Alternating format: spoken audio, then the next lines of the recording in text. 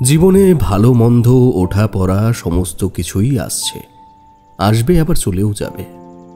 অনেক ঘটনাকে দুর্ঘটনা বলে মেনে নিতে হবে, আবার অনেক দুর্ঘটনাকে ভাগ্যের দোষ দিয়ে এড়িয়ে যেতে হবে। মনের জটিলতাকে কাটাতে না কাটাতেই পর মুহূর্তে আরও বড় কোনো চিন্তা বা দায়িত্বের ভার ঘাড়ে এসে পড়বে।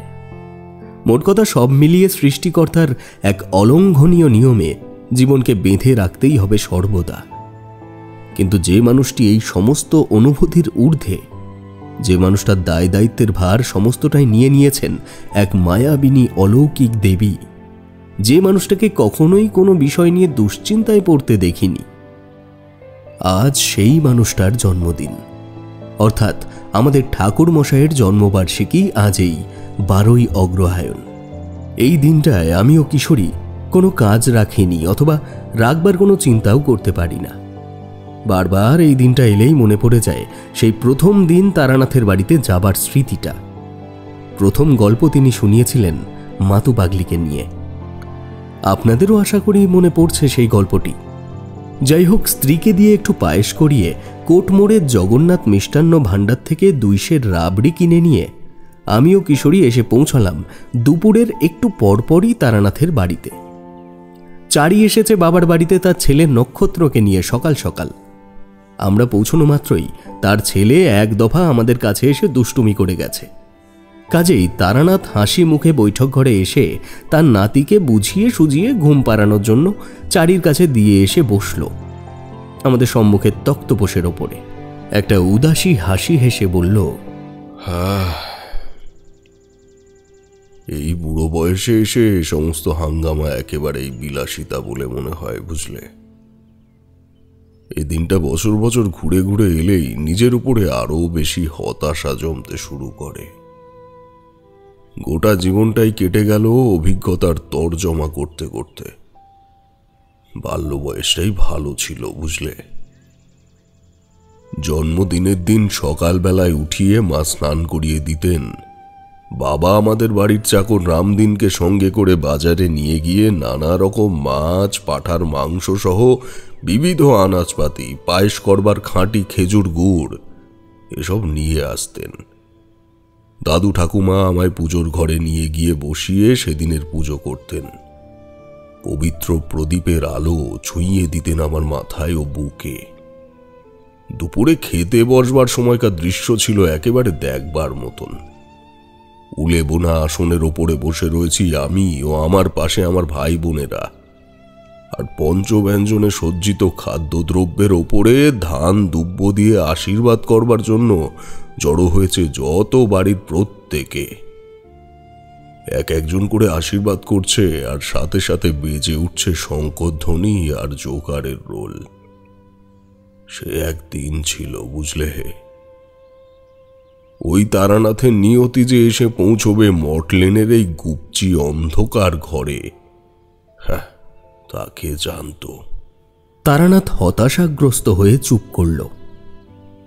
তার বর্ণনায় আমারও একবারের জন্য হলেও মনে পড়ে গেল নিজের ছোটবেলার কথা। কিশোরী বলল, আপনার বাড়ির ব্যাপারে শুনলেই কেন জানি না মনটা শান্ত হয়ে যায় ঠাকুরমশাই।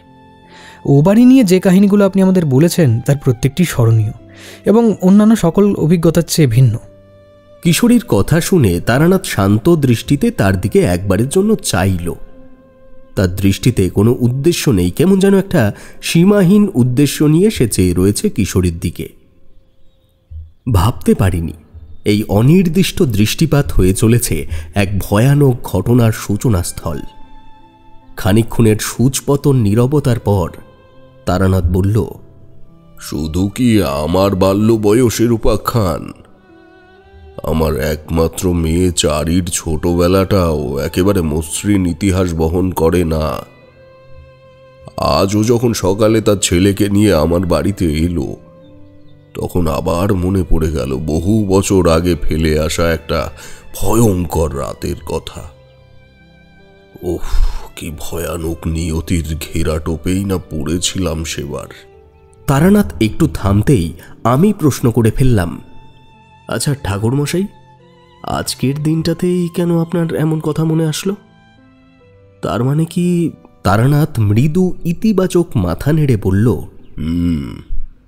দুর্ভাগ্যবশত ওই রাতটাও ছিল আমার জন্মবার্ষিকীর রাত, যদিও সেই ব্যাপারে আমার কোনো খেয়াল ছিল না ওই দিন। ওহ, কি অসম্ভব যন্ত্রণা মিশ্রিত সে রাত। তোমাদের বুঝলাম ঘটনাটা যথেষ্ট বেদনাদায়ক। সে কারণেই তারানাথের গলাটা শেষটায় কেঁপে উঠল। কিশোরী বলল, থাক না ঠাকুরমশাই, আজকের দিনটা না হয় অবসাদের কথাগুলো নাই বললেন। কিছুক্ষণ তারানাথ কোনো উত্তর দিল না।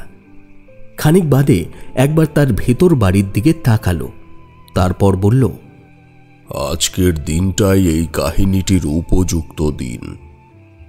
ভেতর থেকে উগড়ে না দিতে পারলে বরং কষ্ট বেশি হবে। চারি বোধহয় ছেলেকে নিয়ে ঘুমিয়ে পড়েছে। তোমরা একটু বসো, আমি একবার দেখে আসি। তারানাথ চলে যাওয়ার পর আমি ও কিশোরী দুজনেই যেন অনুভব করলাম একটা অবসাদের স্যাঁতস্যাঁতে বাতাস যেন বৈঠক ঘরটাকে ঘিরে ফেলেছে। বাইরের ঝিঝির শব্দ হঠাৎ যেন আরো তীক্ষ্ণ হয়ে কানে বাজতে লাগলো। উঠোনে শুয়ে থাকা কুকুরটা বার দুয়েক ডেকে চুপ হয়ে গেল, এমনভাবে যেন যাকে উদ্দেশ্য করে সে ডেকেছে তাকে সে চিনতে পেরেছে। এ যেন এক দৈব মুহূর্তের সন্ধিক্ষণ। প্রকৃতি, পরিবেশ সমস্ত কিছুই যেন তারানাথের আসন্ন কাহিনীটির উপযুক্ত পটভূমি তৈরি করছে ধীরে ধীরে। এমন সময় পাশের ঘরের থেকে একটা শুকনো কাশির শব্দ ভেসে আসতেই কাল্পনিক সন্ধিক্ষণটায় সামান্য ছেদ পড়ল। তারানাথ ফিরে এসে তক্তপোষের ওপর বসে বলল, ওরা দুজনই ঘুমিয়ে পড়েছে। বলা ভালো, কাহিনীটা হয়তো সত্যিই তোমাদের ভাগ্যে ছিল, নইলে চারির ছেলে নক্ষত্র এত তাড়াতাড়ি শান্ত বাচ্চার মতো ঘুমিয়ে পড়বার পাত্র নয়। তারানাথ তার জন্য আনা পাসিং শোয়ের প্যাকেট থেকে একটা সিগারেট বের করে সেটিতে অগ্নি সংযোগ করল। তারপর এক গাল ধোঁয়া টেনে ধূম্ররাশি নাক মুখ দিয়ে নিষ্কাশন করে জলজল দৃষ্টিতে আমাদের দিকে তাকিয়ে বললে, এ কাহিনী এক পৌষ মাসের মাঝামাঝি সময়ের। এই শহরে এসেছি তখন প্রায় বছর 10 হয়ে গেছে। মানুষের মুখে মুখে আমার কার্যক্ষমতার নাম ছড়িয়ে পড়েছে দিকে দিকে।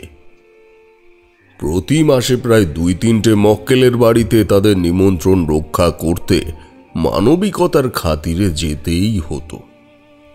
আমার মেয়ে চারি ছোট থেকেই আমি বলতে পুরো পাগল ছিল, এখনো তাই। কাজেই মাঝে মাঝে তাকে নিয়ে বেরিয়ে পড়তাম এদিক সেদিক। মোটামুটি আমি তৈরি হয়ে কোথাও বের হচ্ছি দেখলেই সেও মুখ গোমড়া করে বসে থাকতো। ভাবতে পারছো, সেই আমার ছোট্ট চারি এখন নিজেই তার সন্তানের মান অভিমান ভঞ্জন করে চলেছে রাত দিন। তোর সেবার তোমাদের বউঠান গিয়েছিল দিন 10 জন্য বাপের বাড়িতে, আমার শ্বশুর মশাইয়ের অসুস্থতার কারণে। কর্কট রোগে পড়েছিলেন তিনি। এক প্রকার সকলেই বুঝতে পেরেছিলাম যে উনি আর বেশি দিন নেই। শেষবার আমি নিজে গিয়ে দেখে এসেছিলাম যে রীতিমতো ওনার নাক বেঁকে যেতে শুরু করেছে একদিকে। মৃত্যুর পূর্বে এটাই এক অন্যতম পূর্বাভাস, যদিও সকলে সেটা এক নজরে দেখে বুঝতে পারে না। এই আমি এক আমার শ্বশুর মশাইকে দেখেছিলাম নাক বেঁকে যেতে, আর দেখেছিলাম জয়তলা গ্রামের দেবদর্শন মুখুজ্জেকে। মুখুজ্জে মশাইয়ের মৃত্যুর আগে এই লক্ষণ দেখা গিয়েছিল। তো যাই হোক, সেবার রানাঘাটের কোপার্স অঞ্চলে এক মক্কেলের বাড়ি থেকে ফিরছি, সঙ্গে চারি রয়েছে। দুপুর 2টো বাজে, কিন্তু সূর্যের কোনো দেখা নেই সেদিন গোটা বেলা। স্টেশনে বসে আছি, অতিরিক্ত কুয়াশার কারণে শুনলাম ট্রেন 2 ঘন্টা দেরিতে ফিরবে। সাত সকালে খেয়ে বেরিয়েছি, কাজে পেটেও টান পড়েছে সে সময়। চারিকে বললুম, চল মা, একটু চা বিস্কুট খেয়ে আসি, এখনো ঘন্টা দেরেক বসে থাকতে হবে আমাদের স্টেশনে। ছোট্ট চারির মুখে একটা মৃদু বিরক্তির ছাপ খেলে গেল যেন। বিনা উত্তরে আমার দিকে কিছুক্ষণ তাকিয়ে থাকার পর চারি আমার হাত ধরে বললে, বাবা, আমার না ভাত খেতে ইচ্ছে করছে, তুমিও তো সকালে বেশি খাওনি। মায়া হলো মেয়ের মুখটা দেখে। ভাবলাম কথাটা তো মন্দ বলেনি। হাতে যেহেতু সময় আছে, সেহেতু একটা হোটেল দেখে দুটো খেয়ে নিলে মন্দ হয় না। চারিকে নিয়ে স্টেশন চত্বর থেকে নিচে নামতেই সামনেই দেখতে পেলাম একটা গোটা গোটা অক্ষরে কাঁচা হাতের লেখা সাইনবোর্ড। হোটেলের নাম আদর্শ হিন্দু হোটেল। অগত্যা সেদিকে এগিয়ে গেলাম দুজনে। হোটেলে খদ্দের পাতি তেমন নেই। একটা মধ্যবয়স্ক মাঝারি গড়নের শ্যামবর্ণের লোক হাতে লোহার শিক নিয়ে গুলের আঁচ খুঁচিয়ে দিচ্ছে। আমাদের সেদিকে এগিয়ে যেতে দেখেই উনি শুকনো মুখে হাসি টেনে বলে উঠলেন, আসুন বাবু, আসুন, এসো মা, এসো। আপনারা ওই ভিতরের বেঞ্চিতে গিয়ে বসুন, আমি খাবার দিতে বলছি। আমরা দুজনে ভেতরে গিয়ে বসতেই বাইরের মানুষটি নিচু গলায় বিনীত স্বরে বললে, পদ্ম দিদি, পদ্ম দিদি গো, বলছি খদ্দের এসেছে, ওনাদের একটু সবজি ভাত দাও না, আমি বরং আঁচটা উস্কে দিয়ে আসছি। কথাটা শেষ হওয়া মাত্রই অপ্রত্যাশিতভাবে ঝাঁঝালো কণ্ঠে ভেতর দিক থেকে কেউ বলে উঠল, সারাদিন খেটে একটু শোবার জো নেই। বলেছি না দুপুরে খদ্দের এলে আমাকে হাঁকাকি করবে না, নিজের কাজ মিটিয়ে নিয়ে খদ্দের সামলাও। যত সব। স্বভাবতই মানুষটি একটা আপত্তিকর পরিস্থিতিতে পড়ে গেল আমাদের সামনে। অপ্রস্তুতভাবে মুখে হাসি টেনে এনে বললে, আসলে দিদি সারাদিন কাজ করে একটু শুয়েছে তো। বাবু, আপনারা একটু বসুন, আমি এখনই হাত টাত ধুয়ে আপনাদের খেতে দিচ্ছি, এক্ষুনি হয়ে যাবে, একটু একটু দাঁড়ান।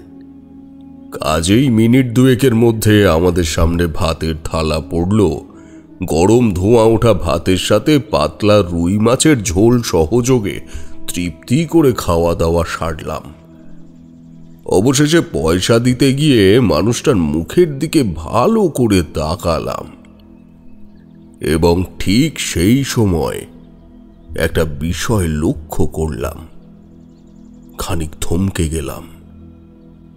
লক্ষ্য করলাম যে লোকটি যন্ত্রের মতো কাজ করে চলেছে তার কপালে কিছু একটা আসন্ন অমঙ্গলের ঝাপসা রেখা যেন দাঁত কেটে চলেছে সর্বদা। গুরুর আদেশ ছিল মানুষের বিপদের আভাস চাক্ষুষ দেখলে সেখানের থেকে তাকে ছেড়ে চলে আসা চলবে না। কাজেই একটু ইতস্তত করেই জিজ্ঞেস করলুম, আচ্ছা, মানে যদি কিছু না মনে করেন আপনাকে একটা প্রশ্ন করতে পারি? এ কথা শুনে লোকটি আমার দিকে একবারের জন্য তাকালো। পরক্ষণেই ভয়ার্ত চোখে একবার হোটেলের ভেতরের দিকটায় দেখে নিয়ে নিচু গলায় বললে, আমাকে জিজ্ঞাসা করবেন? হ্যাঁ, আপনাকে। লোকটি ইতস্তত করে বললে, আসলে আসলে বাবু, আমি তো এখানে কাজ করি, তা আমার যে মালিক সে এখনই আসবে। যদি এসে দেখে আমি কাজ না করে, মানে। আচ্ছা, বুঝেছি। শুনুন, আমি যাব কলকাতায়, ট্রেন এখনো ঘন্টাখানিক বাদে। যদি সুযোগ পান তবে একবার স্টেশনে আসুন, আমার সঙ্গে দেখা করে যান, আপনার সঙ্গে একটু কথা বলবো। লোকটি আমার কথা শুনে মৃদু ইতিবাচক মাথা নাড়ল। আমি চারিকে নিয়ে ধীরে ধীরে পুনরায় ফিরে এলাম স্টেশনে। ভাবতে অবাক লাগে সেদিনের কুয়াশার দাপটের কথা। যত বেলা হচ্ছে ততই যেন কুয়াশার কণাগুলি পুরনো তুলোর বালিশের মতো জমাট বেঁধে শক্ত দৃষ্টি প্রতিরোধক পাঁচিল তৈরি করে চলেছে। চারিও আমি দুজনেই মোটা শীত বস্ত্র পরে থাকা সত্ত্বেও আমার মেয়েটা দেখলাম মাঝে মাঝেই পাঁক খেতে খেতে আসা ঠান্ডা হাওয়ায় কেঁপে কেঁপে উঠছে। বললুম, এদিকে সরে আয় দেখি, আমার চাদরটা বড় আছে, এটা তুইও একটু গায়ে পেঁচিয়ে নে। এমন সময় ওই লোকটা এলো। কুয়াশায় মাখা মাখা পরিবেশে দূরের থেকে কে আসছে চেনার উপায় নেই। যাই হোক, সে কিন্তু এসে বসলো না। এতই মার্জিত ওই মানুষটির মন। বেঞ্চিতে আমরা দুজন বসার পরেও যথেষ্ট জায়গা ছিল। একটু মাথাটা ঝুঁকিয়ে বিনীতভাবে সে বললে, আগে মতিকে বসিয়ে দিয়ে এলাম আপনার সঙ্গে দেখা করতে। বলুন বাবু, কি বলবেন? আপনি আগে এখানে বসুন, এই আমার পাশটায় বসুন, তারপর বলছি। লোকটি বসল। আমি আবার তার কপাল পড়বার চেষ্টা করলুম। সঙ্গে সঙ্গে দেখতে চাইলুম আমার অনুমান কোনোভাবে ভুল হচ্ছে কিনা। কিন্তু না, আমার নজর এই তারানাথ তান্ত্রিকের হালকা বুলিয়ে নেওয়া নজরেও সেই তীব্রতা থাকে, যা আমি মনোযোগ দিয়ে দেখলেও দেখতে পাই। এর প্রমাণ আমি আগেও অনেকবার পেয়েছি। আমি তাকে প্রশ্ন করলুম, আপনার নামটা কি আগে বলুন দেখি। এভাবে অজ্ঞাত পরিচয় হয়ে তো আর সব কথা বলা যায় না। তবে অনুমান করছি আপনার ও আমার নামের সঙ্গে পদবীর মিল থাকতে পারে। আগে বাবু, আমার নাম হাজারি চক্রবর্তী। এখানে সকলে আমায় হাজারি ঠাকুর নামেই চেনে। হ্যাঁ, দেখেছেন, যা অনুমান করেছিলাম ঠিক তাই। আমার নাম তারানাথ চক্রবর্তী, আর এটি আমার একমাত্র মেয়ে চারি। আপনারও তো দেখতে পাচ্ছি একটা কন্যা সন্তান আছে, তাই না? হাজারির চোখে মুখে ও কপালে বিস্ময়ের ছাপ জলজল করে উঠল। সে আমাকে এমনভাবে দেখতে চাইছে ভ্রুকুটি ভরে, যাতে যেভাবেই হোক না কেন কোনো না কোনো উপায়ে সে যেন আমার পরিচয় উদ্ধার করতে পারে। অবশেষে যখন তার সমস্ত প্রচেষ্টা নাকচ হলো, তখন সে বললে, কিন্তু বাবু, আপনি এসব জানলেন কি করে? আপনি কি আমায় চেনেন? আমি আর তাকে অন্ধকারে রাখলাম না। বেচারা এমনিতেই অন্যের দোকানে কাজ করে, তার উপর কখন হঠাৎ তার চেয়ে আনা সময়ের মেয়াদ ফুরিয়ে যায় তা কে জানে। কাজেই আমি বললুম, দেখুন, বলতে আপত্তি নেই যে আমি পেশায় একজন জ্যোতিষ। তবে এককালে বিশ্বমাতার সন্ধানে বহু ঘুরেছি সাধক হয়ে এই দেশের বিভিন্ন কোনায় কোনায়। কিছু সাধনায় সিদ্ধিলাভ করেছি, আবার কিছু কিছু ব্যর্থও হয়েছি। এখন কলকাতা মটলেনে নিজের সংসার তুলে নিয়ে এসে বসবাস করছি, তবে আমার পৈতৃক ভিটে ওই রামজয়পুরে। এবার আপনাকে মূল কথাটা বলি। গুরু কৃপায় আমি না কোনো মানুষের বিপদের কথা তাকে দেখলে বুঝতে পারি, যদিও সেভাবে সবাইকে দেখা হয়ে ওঠে না, আর সবসময় সেটা সম্ভবও নয়। আপনার মার্জিত স্বভাব দেখে মনটা খুব আকৃষ্ট হয়েছিল আপনার প্রতি, তাই হয়তো এই ব্যাপারটা আমি লক্ষ্য করতে পেরেছি। যদি খুব ভুল না করে থাকি, তাহলে কি আপনি তেমন কোনো দুশ্চিন্তামূলক সময়ের মধ্যে থেকে যাচ্ছেন? লোকটা আমার কথা শুনে প্রথমে দুহাত জড়ো করল, তারপর বলল, আপনি সত্যি আশ্চর্য ক্ষমতার অধিকারী ঠাকুর মশাই। আপনি বামুন, তার উপর আমাদের পদবী এক। সেহেতু এই নামেই ডাকলুম আপনাকে। যদি কোনো ভুল হয়ে যায় ক্ষমা করবেন। তবে আপনি যা বুঝেছেন তাতে একটুও ভুল নেই। আমি সত্যি খুব দুশ্চিন্তায় আছি। আজই হোটেলে কাজের শেষে রাতে একবার বহির্গাছি যাব, সেখানেই আমার বাড়ি। সারাটা মাস খেটে মোট ৮ টাকা বেতন পাই ঠাকুর মশাই। তা দিয়ে কত দূর কি করতে পারবো জানি না। বাড়িতে কি হয়েছে যদি একটু খুলে বলেন আমার কাছে, মানে যদি আপত্তি না থাকে তাহলে। হাজারি পুনরায় হাত জোড় করল, বলল, আরে না না না, আপনাকে বলতে আপত্তি থাকবে কেন? আসলে আমার মেয়ে আশালতা, যাকে ভালোবেসে আমি আর ওর মা দুজনেই টেপি বলে ডাকি, সে আজ সপ্তাহখানেক হলো বিছানায় রোগশয্যায়। সারা শরীরে মেয়েটার কেমন একটা দাগ ফুটে উঠেছে, ডুমো ডুমো ফুসকুড়ি উঠেছে, অনেকটা দেখতে যা কুষ্ঠরোগের মতো। আমি এখানকার ডাক্তারের কাছ থেকে ওষুধ নিয়ে গিয়েছিলুম, কিন্তু কই, তাতেও তো কিছু হচ্ছে না। অঘোরে ঘুমিয়ে থাকছে প্রায় সারাদিন।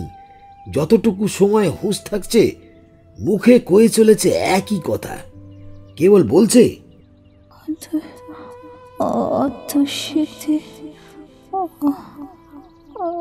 অদৃশ্যদের কাছে যাব, অতসী দিদির কাছে কাছে যাব।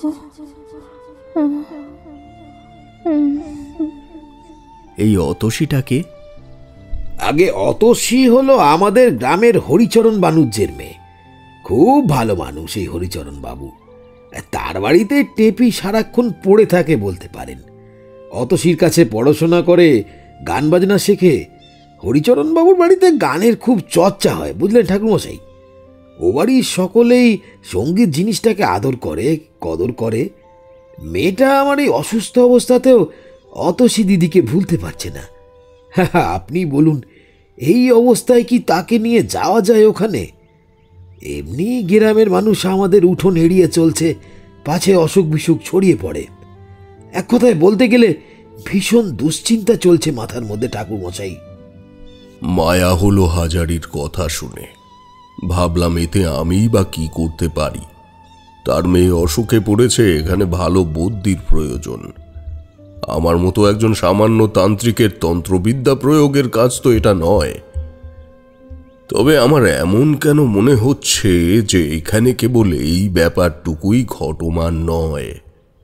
খুব অসুস্থ হয়ে পড়লে যে কোনো মানুষ তার সব থেকে কাছের মানুষটাকে বারবার চোখের সামনে দেখতে চায়। তবে অসুস্থতার যে পর্যায়ে এই মনের টানের ঘটনাটা ঘটে, তার কিছুদিনের মধ্যেই কিন্তু সেই রোগগ্রস্ত মানুষের মৃত্যু ঘটে। এটা আমার বহু অভিজ্ঞতার ফসল বলতে পারো। সে কারণেই হয়তো হাজারির মেয়ে তার প্রিয় অতসী দিদিকে বারংবার কাছে পেতে চাইছে। যাক, উপায়ন্তর না বুঝতে পেরে বললাম, ঈশ্বরের কাছে চাইবো আপনার মেয়ে যেন দ্রুত সুস্থ হয়ে ওঠে।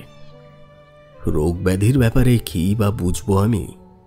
তবে যদি সম্ভব হয়, একবার যদি ওই অতসী নামের মেয়েটিকে আপনার মেয়ের কাছে নিয়ে আসা যেত কোনোভাবে, তাহলে হয়তো অবস্থার পরিবর্তন। বাবা, চলো না একবার আমরা টেপিকে গিয়ে দেখে আসি। আমার কথার মধ্যে চারি হঠাৎ এই আবদার করে বসল। এ কথা শুনে হাজারির উদাস মুখে ম্লান করুণার হাসি ফুটে উঠল। সে বললে, টেপির কাছে এখন যাওয়াটা উচিত হবে না মা। আমার মাটা সুস্থ হয়ে উঠুক, তারপর একদিন না হয় তুমি যাবে। আমি যাব কি করে? আমি কি তোমার বাড়ি চিনি? দেখেছো ছোট্ট মেয়ের কাণ্ড। ঠাকুরমশাই, আপনি বোঝান একটু আপনার মেয়েকে। ওকে আর কি বোঝাবো বলুন তো? ও তো কোনো অন্যায় আবদার করে ফেলেনি চক্রবর্তী মশাই। বরং আমারও একবার মনে হচ্ছে আপনার ওখানে একবার আমাদের যাওয়াটা উচিত। মন যখন এভাবে সাড়া দিয়েছে, তখন একটিবারের জন্য আপনার মেয়েটাকে চোখের দেখা না হয় দেখে আসি। আপনার আপত্তি নেই তো? হাজারি কৃতজ্ঞ চিত্তে আমার দিকে করজোড়ে বললে, কি যে বলেন ঠাকুরমশাই! আমার এই অবস্থায় আপনি আমার বাড়ি যেতে চাইছেন, এ তো আমার পরম সৌভাগ্যী। কিন্তু আমায় তো এখন ছুটি দেবে না মনে হয়। রাতের আগে যে আমি বাড়ি ফিরতে পারবো না। তবুও আমি বলে দেখছি একবার আমার বাবুকে, যদি একটু আগে আগে ছেড়ে দেন। বেশ, আপনি দেখুন কি ব্যবস্থা করতে পারেন। ততক্ষণ আমরা না হয় এখানে অপেক্ষা করছি। দুপুরে দুটো পেট পুড়ে খেয়ে নিয়েছি যখন, আর কোনো চিন্তা নেই। হাজারি বড় ভালো মানুষ। সেই যে বাঁধো বাঁধো পায়ে হেঁটে চলে গেল তার কর্মস্থলে, তার সাথে সাথেই সে দিয়ে গেল এক অযাচিত স্নিগ্ধ, অতি সামান্য গ্রাম্য মানুষের একটা মলিন পরিবেশ। চারি আনন্দে আমার দুই হাত জড়িয়ে ধরে নিজের মতন জায়গা করে নিয়ে গুটি মেরে বেঞ্চির ওপর শুয়ে পড়ল। আমি তার মাথায় হাত বুলিয়ে দিতে দিতে ভাবতে থাকলাম হাজারির মেয়ে টেপির অসুস্থতার কথা। ঈশ্বরের কাছে তার দ্রুত আরোগ্য কামনার প্রার্থনা করতে থাকলাম অনবরত। এটুকু বলে তারানাথ থামল। আমরাও যেন কেমন একটা মন খারাপের দুনিয়ায় প্রবেশ করেছিলাম অজ্ঞাত সারে। কিশোরী নিচু গলায় বললে, তারপর ঠাকুরমশাই? তারানাথ একবার ভেতর বাড়ির দিকে দেখে নিয়ে পুনরায় আমাদের দিকে দৃষ্টি বুলিয়ে নিল। তারপর আবার আমাদের নিয়ে গেল রানাঘাট স্টেশনের সেই কুয়াশা মাখা প্রেক্ষাপটে। রানাঘাটের হাজারি ঠাকুরের জন্য বেশিক্ষণ অপেক্ষা করতে হলো না। সে ফিরে এলো সন্ধ্যা নামতে নামতেই। উল্টো পথে ট্রেন ধরে গোটা 5 স্টেশন পেরিয়ে গিয়ে আমরা নামলাম নির্দিষ্ট স্টেশনে, যে স্টেশনের থেকে 2 ক্রোশ হাঁটা পথ অতিক্রম করলে হাজারি ঠাকুরের গ্রাম বাহিরগাছি। পৌষ মাসের কনকনে ঠান্ডার রাত। হাজারি ঠাকুরের পদাঙ্ক অনুসরণ করে চলেছি আমরা দুজনে। নতুন কোনো মানুষ হাড় হিম করা শীতের রাতে গ্রাম বাংলায় এলে সব জায়গায় একই রকম বলে মনে হবে। একেতে শীতল বাতাসের যন্ত্রণা, তার উপর কুয়াশার ঘেরা টোপ। কেবলমাত্র এলাকার মানুষ ছাড়া রাস্তা চিনে পথ চলা খুবই মুশকিল। হাজারি ঠাকুরের ব্যস্ত পথ চলায় তার ব্যাকুলতার স্পষ্ট প্রতিচ্ছবি অনুভব করতে পারছি। চলতে চলতেই এক সময় সে বললে, বেচু চক্রবর্তীর মেজাজটা আজকে ভালো ছিল বুঝলেন ঠাকুরমশাই, সেই জন্য তাড়াতাড়ি সেরি দিলে। আমার 2 টাকা উপরিও দিয়েছে মেয়ের এই অবস্থার কথা শুনে। যদুবানুজ্জের দোকানে আমায় কাজে নেবে বলে বেশ কয়েকবার খবর পাঠিয়েছে বুঝলেন। সে খবর আমার মালিকের কানে গেছে বলেই হয়তো উনি আজ এত দয়া দেখালেন আমাকে। রানাঘাটের হাজারি ঠাকুরের রান্নার নাম আপনাদের এই কলকাতার ট্রেন বাবুদের মুখে মুখে আছে ঠাকুরমশাই, তবুও একটু মর্যাদা এখানে পাই না। সবই আমার কপাল। কথাটা ঠিক। দুপুরে যে খাবার খেলাম তা কোনো অংশেই বাড়ির খাবারের থেকে কম নয়। হোটেলে সাধারণত এমন খাবার পাওয়া যেত না। চারি বলল, শাপলা ফুলের বড়াটা খুব সুন্দর লেগেছে আমার, মন চাইছিল আর একটা চেয়ে নি। হাজারি ঠাকুর জিভ কেটে বললে, হা হা হা, ঈশ্বর, তা তুই আমার কাছে চাওনি কেন মা? ও বুঝিছি, পদ্ম দিদির অমন ব্যবহারে তুমি বুঝি ভয় পেয়ে গিয়েছিলে। ও মা, তা ভয় পাবো না? কেমন করে ঝাঁঝিয়ে উঠলো আপনার ওপর? উনি ওরম করে বটে, আসলে সে খুব ভালো মানুষ। হাজারি ঠাকুর যে স্বেচ্ছায় তার সহকর্মীর অকথ্য ব্যবহারকে এড়িয়ে গেল শুধুমাত্র চারিকে আশ্বাস দেওয়ার জন্য, তা বুঝতে অসুবিধা হয়নি আমার। আসলে তার পদ্ম দিদি ভালো মানুষ নয় সেটা বলার অপেক্ষা রাখে না। যদি ভালোই হতেন তাহলে ওই ভর দুপুরবেলায় একটা কর্মরত মানুষকে অমনভাবে কেউ বলতে পারে? যাকো সব কথা। যখন আমরা হাজারির 1 চালা 2টি ঘর বিশিষ্ট ছোট উঠোন সংলগ্ন বাড়িতে পৌঁছলাম তখন রাত নেমেছে। উঠোনে এসে দাঁড়ানো মাত্রই দেখতে পেলাম একটি বছর 25-এর মেয়ে হাতে মোমবাতি নিয়ে ঘরের ভেতর থেকে বেরিয়ে আসছে বাইরে। হাজারি দৌড়ে গেল, তার দিকে তাকিয়ে বলল, অত সীমা, তুমি রাতের বেলা আমার বাড়িতে? তোমার বাবা জানতে পারলে যে খুব অঘটন ঘটে যাবে। কিছু হবে না হাজারি কাকা, বাবা মা সকলে গেছেন কলকাতায়। ওনারা কাল সকালে ফিরবেন। আমিও যেতাম, তবে চলে গেলে আর এই সুযোগটা পেতাম না বলেই রয়ে গেলাম। টেপিকে যে আমি বড় স্নেহ করি হাজারি কাকা, ও আমায় দেখে বেজায় তৃপ্তি পেয়েছে। যে মেয়েটা সারাক্ষণ আমার ছায়া সঙ্গী হয়ে থাকতো তার আজ। চোখের জল গড়িয়ে পড়ল অতসীর গালের ওপর। সে আলতো করে 2 চোখ মুছে নিয়ে আমার দিকে ও চারির দিকে একবার চোখ বুলিয়ে নিয়ে বলল, আপনারা কি টেবিকে দেখতে এসেছেন হাজারি কাকা? তোমাদের আত্মীয় কি? না মা, উনি একজন সজ্জন ব্যক্তি এবং কলকাতাবাসী। আমাদের হোটেলের থেকে ওনার এবং ওনার এই মেয়ে চারির সঙ্গে আমার পরিচয়। ঠাকুরমশাই আমায় দেখেই বুঝতে পেরেছেন যে আমি বিপদের মধ্যে রয়েছি। সেই কথা আমায় জিজ্ঞাসা করাতে আমি টেপির ব্যাপারটা ওনাকে বলি এবং উনি তাকে দেখার জন্য আমার সঙ্গে এখানে আসেন। কি সৌভাগ্য টেপির, ভাবতে পারছো কাকা? ওকে দেখার জন্য একজন অপরিচিত মানুষ পর্যন্ত ছুটে এসেছে এত দূরে। এই শীতের মধ্যে মেয়েটাকে নিয়ে আর বাইরে দাঁড়িয়ে থাকবেন না আপনারা। চলো কাকা, আর একবার তোমাদের সঙ্গে গিয়ে ওকে দেখে আসি। আমাকেও বাড়িতে যেতে হবে তারপর। আমরা এগোলাম হাজারির ঘরের দিকে। ছোট্ট এক টুকরো বারান্দার সঙ্গে লেগে রয়েছে 2টি ঘর। তার মধ্যেই একটি ঘরে বিছানার উপরে শুয়ে আছে অসুস্থ মেয়েটি। হাজারি গিন্নি উদাস দৃষ্টিতে জল ভরা চোখে চাইল তার স্বামীর দিকে। পরক্ষণেই মাথার ওপর ঘোমটা তুলে নিয়ে আঁচলের খুঁটো দিয়ে চোখ মুছতে লাগলো। হাজারি আমার পরিচয় তাকে দিতে সে শায়িত মেয়েটির মুখের ওপর থেকে আলুথালু চুলগুলি সরিয়ে দিয়ে আমাকে এগিয়ে যাওয়ার জন্য জায়গা করে দিল। হাজারি বলল, আসুন ঠাকুর মশাই, আসুন। ওই দেখুন ওর অবস্থা, কিভাবে গলায় হাতে ভরে গেছে এসব লক্ষণ। ওর পাশে গিয়ে দাঁড়িয়ে দেখলাম মেয়েটাকে ভালো করে, এবং তৎক্ষণাৎ একটা বিষয় লক্ষ্য করে অপার বিস্ময়ে মনটা কু ডেকে উঠল আমার। দেখলাম এমন একটি বিশেষ লক্ষণ তার দেহে রয়েছে, যার বর্ণনা আমি কেবল পড়েছি পুঁথিপত্রে ও জেনেছি বড় বড় সিদ্ধ পুরুষের মুখে।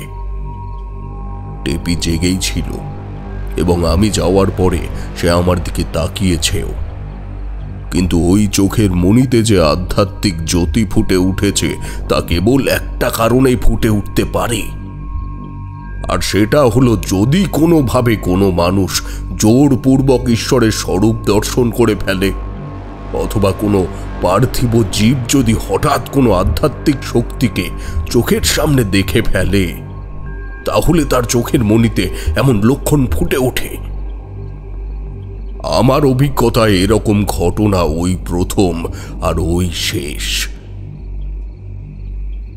তারানাথের কাহিনীর ফাঁকে কিশোরী হঠাৎ প্রশ্ন করে উঠল, আপনার কথা অনুযায়ী আপনিও তো মধুসুন্দরী দেবীর দর্শন পেয়েছিলেন, তাহলে আপনার অমন হলো না কেন? প্রশ্নটা বোকা বোকা শোনালেও উপযুক্ত সময় করেছ বলে আবার উত্তরটা দিচ্ছি। মধুসুন্দরী দেবীকে আমি পেয়েছি কঠোর সাধনা করে। বহুদিন ধরে আসনে বসে বসে বহুদিনের আরাধনার পরে দেবী নিজে তুষ্ট হয়ে আমায় দেখা দিয়েছিলেন। তিনি যদি তুষ্ট না হতেন অথবা আমায় উপযুক্ত না মনে করতেন, তবে আমার সামনে কখনোই আসতেন না। বুঝলাম। তবে ওই বাচ্চা মেয়েটার ক্ষেত্রে এমন কেন হলো? দেবতা এতটা নিষ্ঠুর কেন হলো অমন এক নিষ্পাপ বাচ্চাটির জন্য?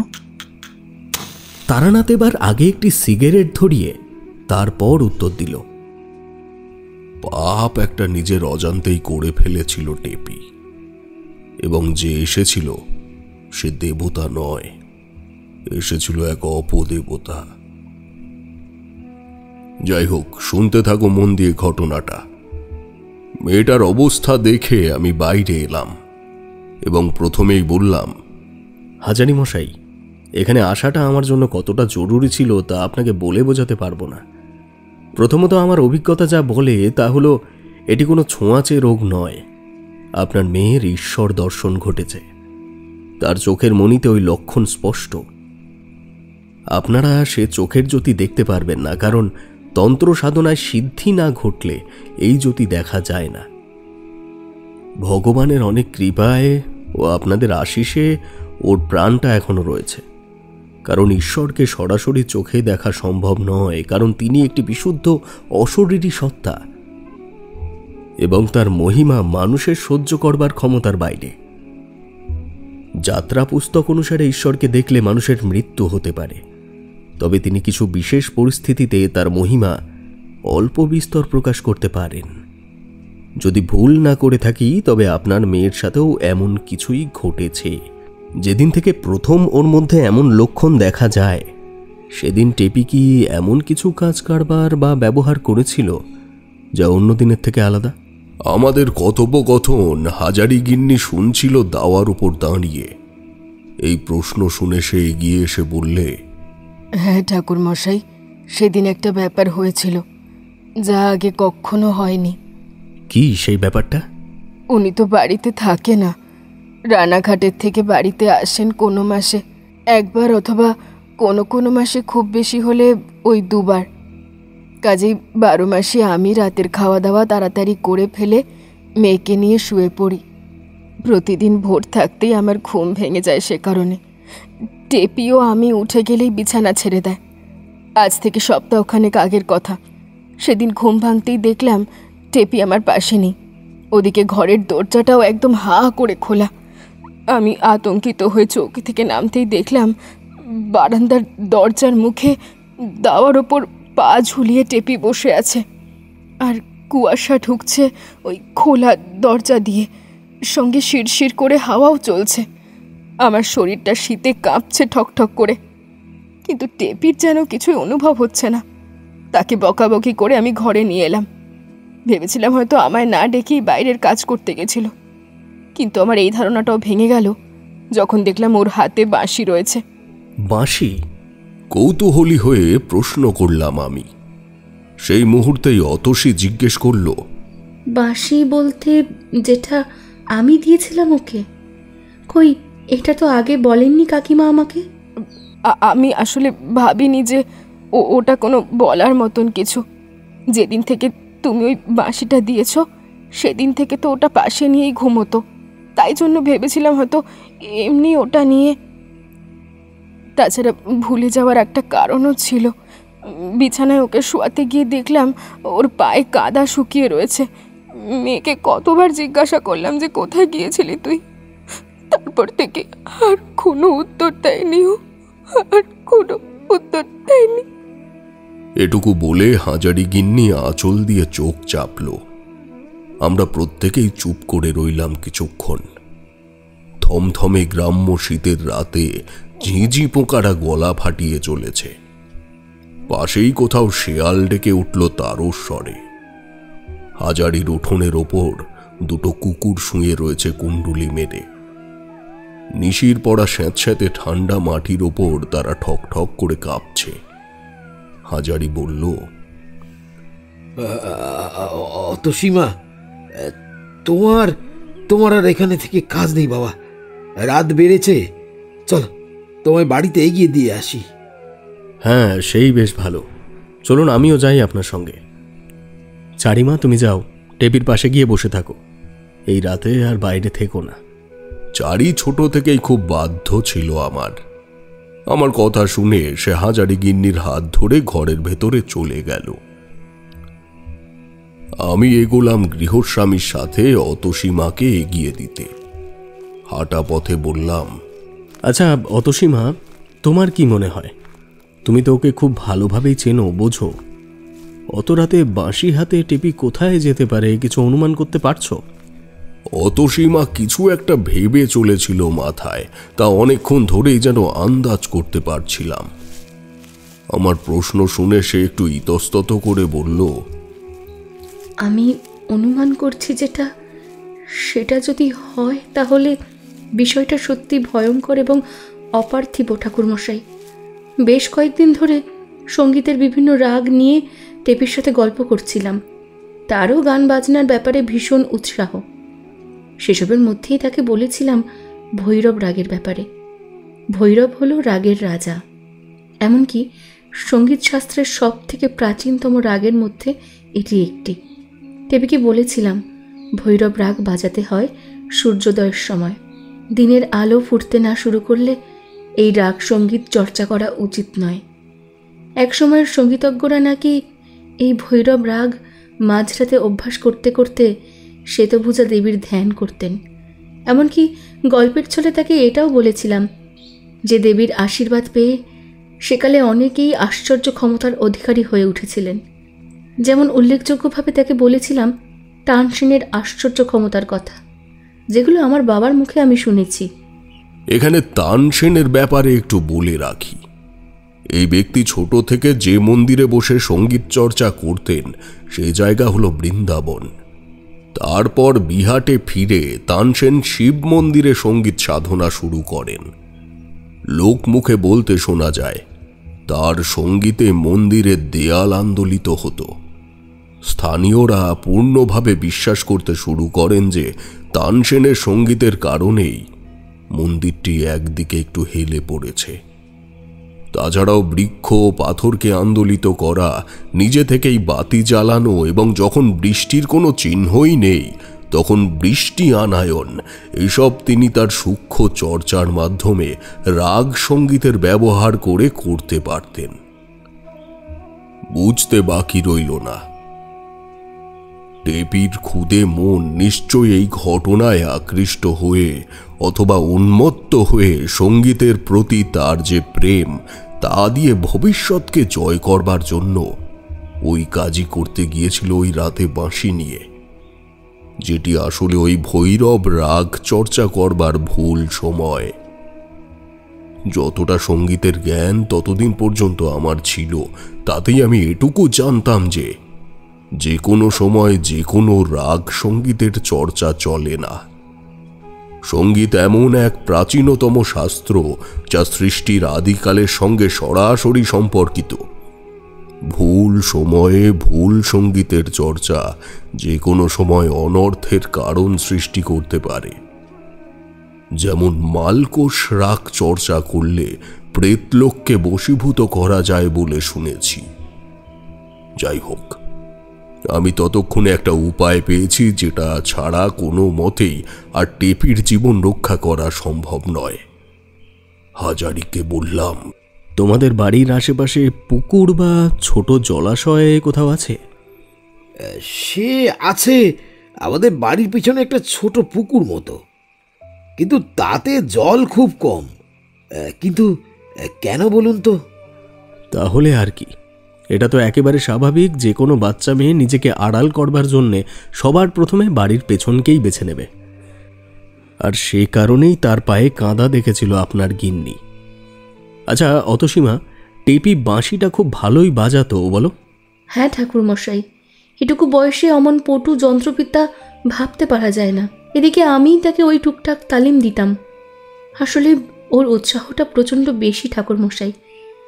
আমি না চাইলেও সে এটা কি করে করে, ওটা কি করে করে, সারাক্ষণ এই লাগিয়ে রাখে। বুঝতে পারছি, ঈশ্বর প্রদত্ত বিদ্যে এটা। কিন্তু অতসীমা, আমার যে এখন একটু সাহায্য করতে হবে তোমায়। এমন কেউ আছে যে ভৈরব রাগসঙ্গীত সৃষ্টি করতে পারবে ওই বাঁশিটা দিয়ে? আমার মনে হয় যা করা রাজরাতে করাটাই ভালো হবে। সিদ্ধান্ত একটা নিয়েই ফেলেছিলাম আমি। ওরা আমার কথা শুনে থমকে দাঁড়ালো। তারপর হাজারি বলল, আপনি কি করতে চাইছেন ঠাকুর মশাই? আমি চাইছি ঠিক সেই কাজটাই করতে যে কাজের ফলাফল হিসেবে আজ টেপি বিছানা সজ্জায়। একটা বাচ্চা মেয়েকে কোনোভাবেই অদৃষ্ট তার এই করুণ নিয়তিতে আবদ্ধ করতে পারে না। যদি সত্যিই দেবী এসে থাকেন, তাহলে এই বাঁশি বাজালে আবার দেবীর আগমন হবে বলে আমার অনুমান। আমি দেবীর কাছে প্রাণ ভিক্ষা চাইব তোমার মেয়ের জন্য। এটাই একমাত্র উপায় আছে বলে আমার মনে হয় হাজারি মশাই। এ সময় অতসী ব্যস্ত হয়ে হাজারিকে বললে, তাহলে তো আর কোনো চিন্তা নেই কাকাবাবু। বাড়ির কাছাকাছি যখন চলেই এসেছি, তখন রাখাল কাকাকে একবার জানিয়ে আসি যে আজকের রাতটা আমি টেপির কাছে থাকব। সে টেপিকে কতটা ভালোবাসে আপনি তো জানেন। একমাত্র উনি আছেন বলেই আমি অনুমতি নিয়ে যেতে পেরেছিলাম আপনার বাড়িতে। এখন গিয়ে বলে আসবো আমার দেখার পরে টেপি একটু সুস্থ বোধ করছে, তাই আজকে ওখানেই আমি থাকব। কাল ভোর ভোর নাগাদ আপনি আমায় এসে বাড়ি পৌঁছে দিয়ে যাবেন, যদিও বাবা দুপুরের আগে আসবেন না। এ কথা বলে সে দ্রুত হাঁটা শুরু করলো এবং আমরা তাকে অনুসরণ করলাম। মিনিট দুয়েকের মধ্যেই একটা বিরাট কুয়াশায় ঢাকা বাড়ির সামনে আমাদের যাত্রা শেষ হলো।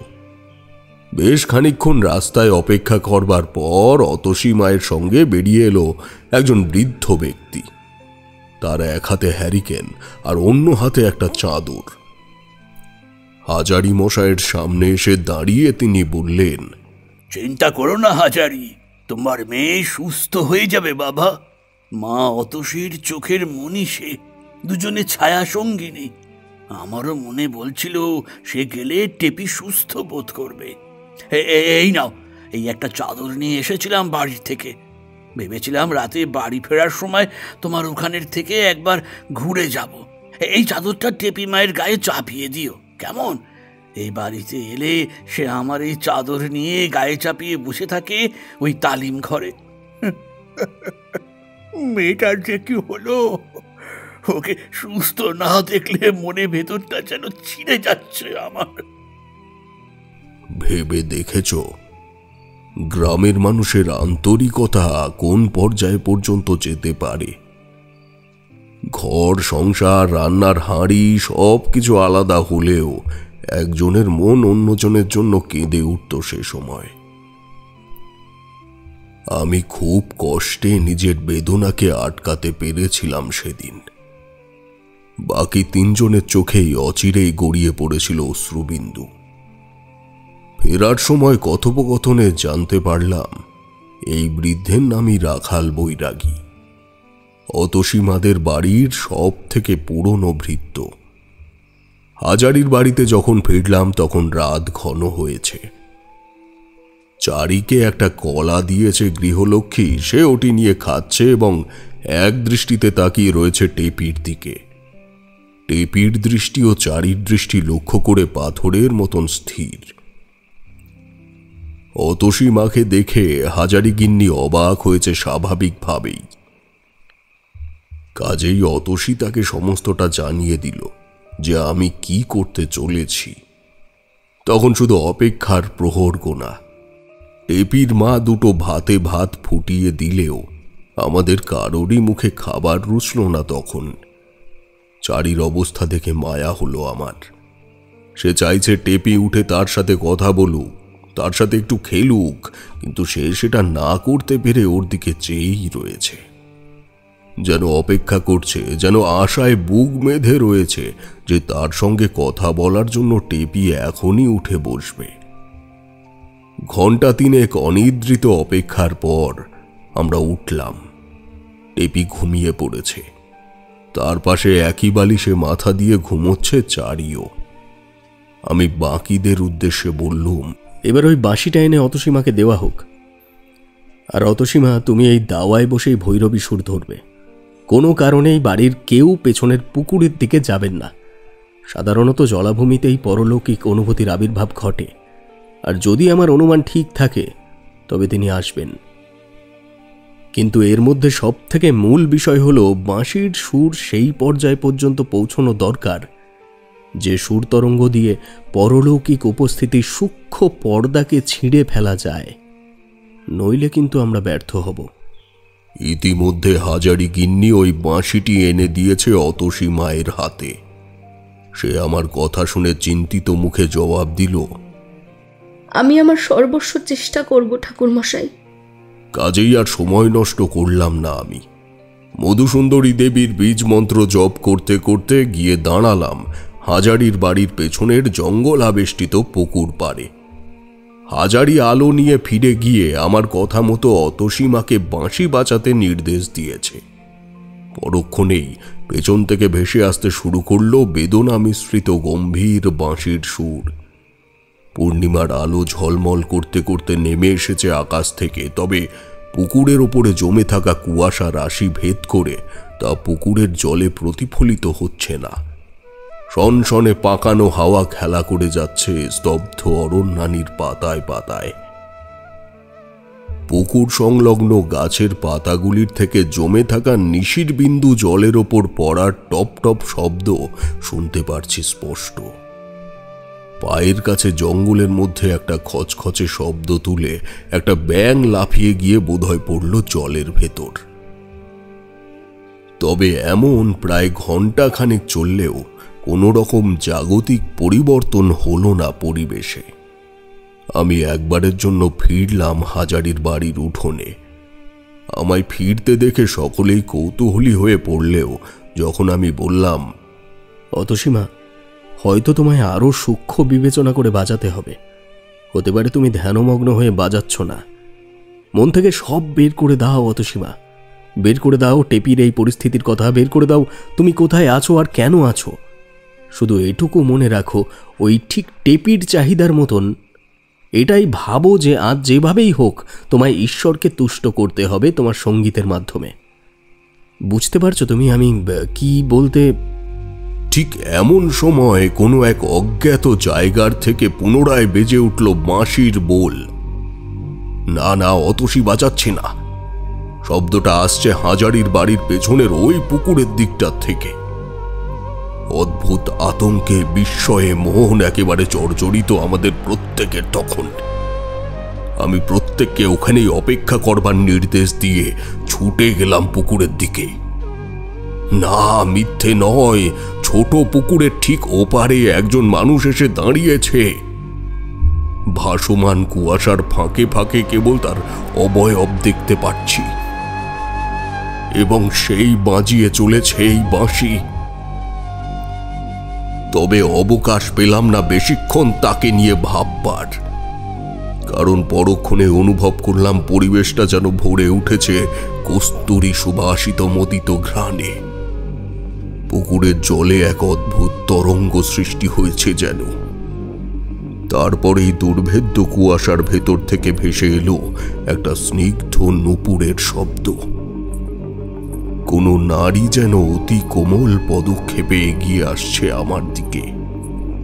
আমি দু চোখ বিস্ফারিত করে করজোড়ে দাঁড়িয়ে রয়েছি সেদিকে তাকিয়ে। ধীরে ধীরে আগত প্রাণ শক্তির দর্শন পেলাম আমি। শ্যাওলাবৃত দেহকান্তির ওপর ঝকমক করছে অজস্র মণিমুক্ত যুক্ত অলঙ্কার, পরনের বস্ত্রাদি বিচিত্র। এক হাতে রক্তপদ্ম, অন্য হাতে অভয় মুদ্রা। আমার মতো তুচ্ছ মানুষের মন পড়তে কি আর তার সময় লাগে? আমি নত মস্তকে তার সামনে লুটিয়ে পড়তে দৃঢ় কণ্ঠে উনি বললেন, মধুসুন্দরীর পরম সখ্য তুই, সেই তোকে এখানে আনিয়েছে। আমি তো কাউকে ডাকি না কাছে, তবে ওই অসময়ে মেয়েটি আমায় ডেকেছিল কেন? আমি কি আর জানতাম সে এখানেই অপেক্ষা করছে আমার জন্য? যদি আগের থেকে জানার উপায় থাকতো তবে আমি তাকে দেখা দিতাম না। মেয়েটি খুব কষ্ট পাচ্ছে, তাই না? যদিও আমি জানতাম ওর ভাগ্যে যদি থাকে তবে তোর মতন কেউ একজন আসবে এখানে, যার হাতে আমি এই পদ্ম তুলে দিয়ে যেতে পারবো। এতে মেয়েটি আবার জীবন ফিরে পাবে। আমি দেবী মাতঙ্গী রূপে তোর সামনে এলাম, কারণ কথা দিয়েছিলাম মধুসুন্দরী রূপে আর তোর সামনে আমি আসব না। এ কথা শুনে আমি লাফ মেরে উঠলাম। সঙ্গে সঙ্গে আমার হাতের ওপর পদ্মটি দিয়ে প্রস্থানের পথ ধরলেন দেবী। আমি তার মুখ দর্শন করলাম না ঠিকই, তবে সঙ্গে সঙ্গে বললাম, মানে দেবী তুমি এসেছো? তুমি এসেছো দেবী আবার? প্রস্থানরত মূর্তি দাঁড়িয়ে পড়ল খানিকক্ষণের জন্য। মৃদু হাসির সহিত উত্তর এলো, 10 মহাবিদ্যার 10 রূপ তো আসলে একজনেরই 10টি অবতার তারানাথ। কখনো আমি যক্ষিণী, কখনো মাতঙ্গিনী, কখনো কর্ণপিশাচিনী, আবার কখনো তোমার মধুসুন্দরী। ফুলটি মেয়েটির মাথায় ছুঁয়ে দিও। দেবী আবার কুয়াশার ভেতরে হারিয়ে গেলেন। জলের ওপর আবার ছলছল শব্দ এবং তার সঙ্গে মিলিয়ে আসছে বাঁশির বোল। একসময় ওই কস্তুরী গন্ধ মিলিয়ে গিয়ে ফিরে এলো পুকুর পাড়ের স্বাভাবিক গুমোট জঙ্গুলে সুবাস। আমি ফুলটি তুলে নিয়ে প্রথমেই বাড়ির দিকে ছুটে না গিয়ে আগে গেলাম ওই বাঁশির শব্দ যেদিক থেকে আসছিল ওদিকটায়। কে বাজালো এই বাঁশি? লোকটা দাঁড়িয়ে আছে হয়তো আমার জন্যই। হঠাৎ কুয়াশা কেটে গিয়ে এক ফালি চাঁদের আলো এসে পড়ল কিছুটা জায়গার ওপর। যেদিকে আমি এগিয়ে যাচ্ছি তার সম্মুখেই ঘটল এই ঘটনাটা। তবে ওই আলোক পরিধির মধ্যে যে ছেলেটি এসে দাঁড়ালো সে আমার পরিচিত নয়। সে মৃদু হাসি মুখে বললে, ঠাকুরমশাই, আমি প্রদ্যুম্ন। মেঘমল্লার বাজিয়ে শোনাতে চেয়েছিলাম নিজের প্রেমিকাকে, তবে তা করতে গিয়ে জড়িয়ে পড়েছিলাম এক কুচক্রী তান্ত্রিকের ষড়যন্ত্রে। সে আজ থেকে বহু যুগ আগের কথা। তারপর থেকেই এই সঙ্গীত সম্পর্কিত কোনো কারণে কেউ যদি বিপদে পড়ে তবে আমি তাকে বাঁচানোর চেষ্টা করি। এখন আসি, বাকিটা আপনি করুন। ছেলেটি চলে যেতে যেতে আরও একটি কথা বলে গেল। জানেন তো, আমাদের সকলের স্রষ্টা একজনই। ধরুন যেমন মেঘ মল্লার, রানাঘাটের আদর্শ হিন্দু হোটেল, অথবা আমার সামনে জলজ্যান্ত জীবন্ত এই তারানাথ চক্রবর্তী। সকলের সঙ্গেই সকলের একটা যোগাযোগ আছে, বুঝলেন না? পিতৃ পরিচয় তো এক। ভবিষ্যতে প্রয়োজন পড়লে ডাকবেন, ঠিক চলে আসবো। ঠিক যেভাবে দেবী এসেছিলেন, প্রদ্যুম্নও ঠিক সেইভাবেই প্রস্থান করল। আমি বুক ভরা প্রশান্তি নিয়ে ফিরে এলাম হাজারির বাড়ির উঠোনে। তারপর আর সময় নষ্ট না করে দেবীর দেওয়া ফুল এনে ছুঁয়ে দিলাম মেয়েটির মাথায়। চারি কিন্তু ততক্ষণে কখন জেগে গিয়েছিল জানি না, যদিও তা জানতে পেরেছিলাম কলকাতায় ফিরে আসার পর তার মুখেই। হাজারির মেয়ে আশালতা ওরফে টেপি আধ ঘন্টার মধ্যেই নিজে থেকে উঠে বসল চৌকির ওপর। বাড়ির প্রত্যেকে আমার চরণে লুটিয়ে পড়ল ক্রন্ধনরত অবস্থায়। অনেক কষ্টে শিষ্টে তাদের শান্ত করেছিলাম আমি। পরদিন হাজারিও ফিরল আমাদের সাথে রানাঘাট পর্যন্ত। সে চলে গেল কাজে, আর আমরা চলে এলাম কলকাতায়। এমনি অনেক কষ্ট দিলাম এই কাহিনী শুনিয়ে তোমাদের, তাই মাঝের সুখ দুঃখের বর্ণনাগুলো আর করলাম না।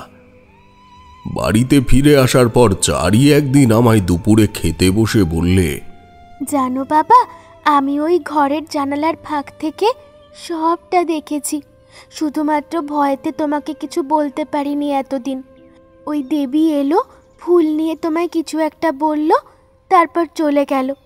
আর তুমি ফুল নিয়ে প্রথমেই বাড়িতে এলে না, আগে গেলে পুকুরের ওপারে। এসব আমি নিজের চোখে দেখেছি। আমি স্তম্ভিত হয়ে গেলাম ওর কথা শুনে। চারি কৌতূহলী হয়ে প্রশ্ন করল, দেবীর যখন ওরকম রোগ হলো দেবীকে দেখার পরে, তাহলে আমার কেন কিছু হলো না বাবা? আমি নিজেকে একটু সামলে নিয়ে বললুম, তুমি যেটা করেছো সেটা অন্যায় চারিমা। আমার আদেশ রইল, তুমি এ কথা কোনোদিনও কাউকে বলবে না। মনে রেখো আমার কথা। আগেই বলেছি চারি বাধ্য মেয়ে, কাজেই তার সেই বাল্য বয়সের আশ্চর্য ঘটনা কেবল একটা স্বপ্নের মতোই তার কাছে রয়ে গেল। আর ঠাকুরমশাই, চারির প্রশ্নটা যদি আমরা করি তাহলে উত্তর পাবো কি? হ্যাঁ, পাবে। ঘটনা যখন বলেছি তখন তার তাৎপর্যে খামতি রাখবো কেন? যদিও এ কথা তোমাদের আগেও বলেছি, চারি মধুসুন্দরী দেবীর আশীর্বাদ ধন্য। ওর মধ্যে এমন এমন কিছু বিশেষ ক্ষমতা রয়েছে যা আর 5টা স্বাভাবিক মেয়ে মানুষের মধ্যে নেই। তবে কি কি সেসব ক্ষমতা তা কখনো যাচাই করতে আমি নিজেও যাইনি। কেবল মনে রেখো, এটিও তার ভেতরকার গুপ্ত ক্ষমতাগুলির মধ্যে একটা বলেই ও সব দেখলেও রক্ষা পেয়ে গিয়েছিল সেবার। আর প্রদ্যুম্ন, সে যে বলে গেল আপনাদের স্রষ্টা নাকি একজনই, রানাঘাটের হাজারি ঠাকুর, মেঘমল্লার বাজানো প্রদ্যুম্ন, আর এই মঠলেনের তারানাথের মধ্যে সম্পর্ক কি? তারানাথ মৃদু হাসল, বলল,